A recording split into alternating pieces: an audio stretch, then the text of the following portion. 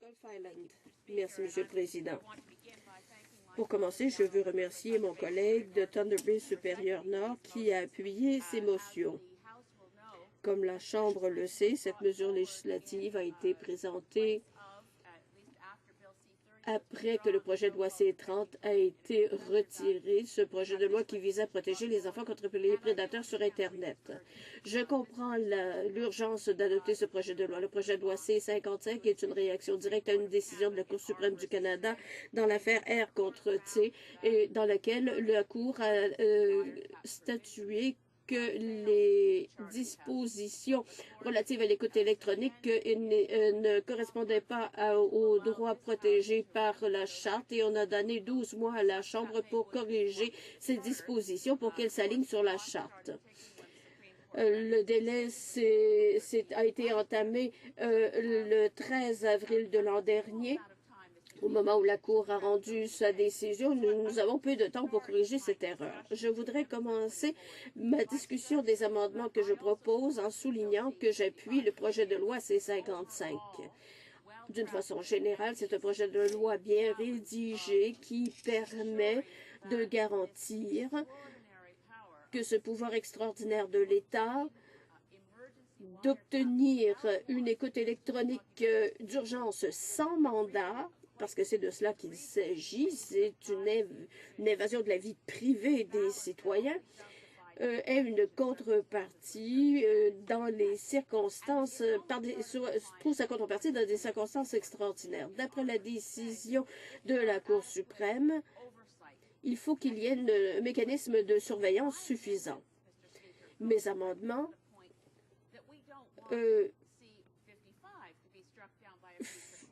font en sorte que le projet de loi C-55 ne sera pas renversé ultérieurement par un autre tribunal, parce que dans le projet de loi actuel, il n'y a pas ce mécanisme de surveillance conseillé par la Cour suprême. Permettez-moi de revenir aux façons par lesquelles la Cour suprême du Canada, dans sa décision sur cette question,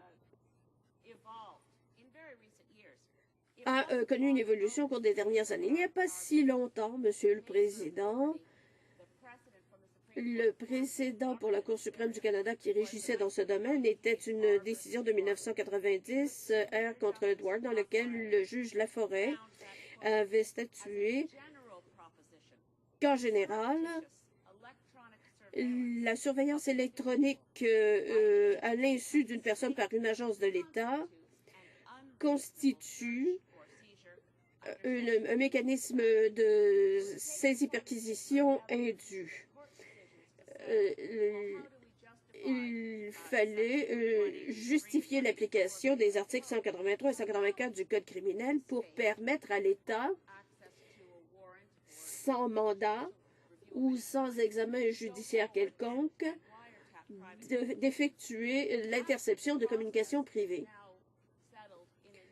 Ce processus se trouve maintenant dans un nouveau précédent de la Cour suprême du Canada dans l'affaire R contre C, dans laquelle la Cour a dit que dans des circonstances exceptionnelles, comme par exemple dans le cas d'un kidnapping ou d'autres circonstances dans lesquelles les vies sont en danger, et pour lesquelles il n'y a pas légitimement le temps d'aller chercher un mandat auprès d'un juge, il sera acceptable au terme de la Charte d'intercepter des communications. Mais ce qui ne sera pas acceptable au terme de la Charte, c'est que ces pouvoirs ne soient pas suffisamment supervisés. Il faut une base. Cette écoute électronique est une invasion de la vie privée des Canadiens qui serait une violation de la Charte dans d'autres circonstances. Il faut donc rédiger les dispositions expressément pour que lorsque l'État intercepte ces communications, la Charte ne soit pas violée. On dit parfois, pourquoi est-ce qu'on s'inquiète de faire une écoute électronique des criminels? Les seuls qui s'inquiètent sont ceux qui ont quelque chose à cacher. Eh bien, je pense qu'au Canada, il faut se rappeler pourquoi on accorde tant d'importance à la Charte canadienne des droits et libertés et pourquoi, avant l'arrivée de la Charte, l'Empire britannique, la common law, les pays occidentaux, des siècles de jurisprudence ont reconnu que l'État n'a pas sa place dans les foyers. Et si l'État veut faire intrusion dans votre foyer, comme c'est le cas dans l'écoute électronique, il faut se rappeler qu'il faut des mesures. Il y a d'autres lois qui ont été adoptées au Parlement et qui font qu'il y a une érosion des libertés civiles.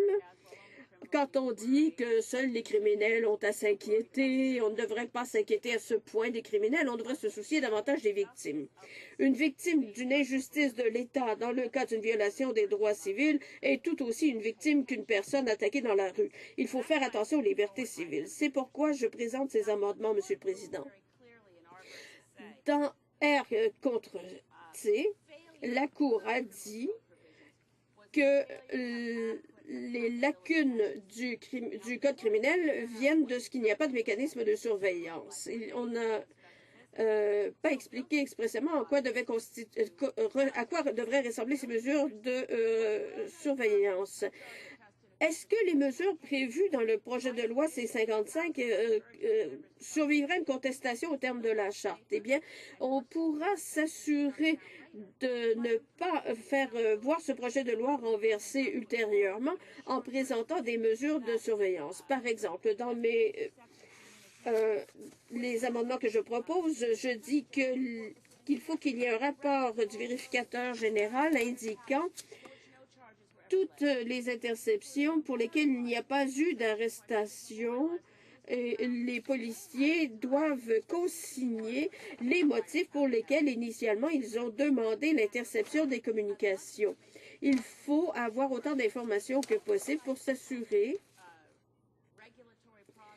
que le processus de réglementation et de surveillance prévu dans le projet de loi C-55 puisse survivre à toute contestation future.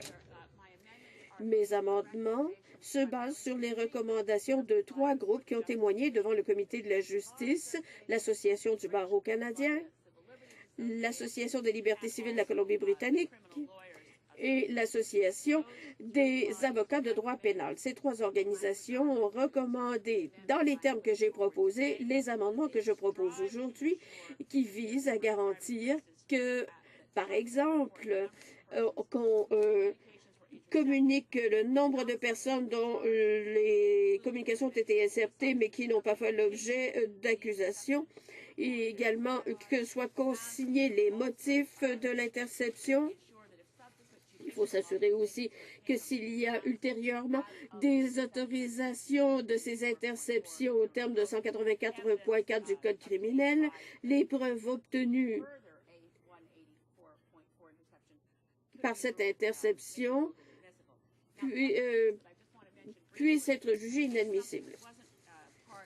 Il y a aussi un autre élément qui était important et c'est que la Cour s'inquiétait de ce que la définition de l'agent de police pouvait être trop large. La Cour a rendu une décision à cet égard, faisant noter au paragraphe 57 que la Cour avait des réserves quant au grand nombre de personnes qui, en raison de la définition trop vague de ce qu'on entend par agent de police, puissent appliquer des mesures au terme de l'article 184.4. Et à ce moment-là, cet article pourrait être vulnérable du point de vue de la Constitution. Je ne dis pas que le ministre de la Justice n'a pas tenu compte de cet argument. L'article, on ne parle plus d'agents de la paix. On a revu le projet de loi C-55 à l'article 2 pour changer le terme d'agent de la paix qui était trop vaste, qui pouvait comprendre les maires, les échevins et autres, pour agents de police. Et de cette façon, on dit que les agents de police peuvent être tout policier, constable ou autre personne engagés aux fins de maintenir la paix. Malgré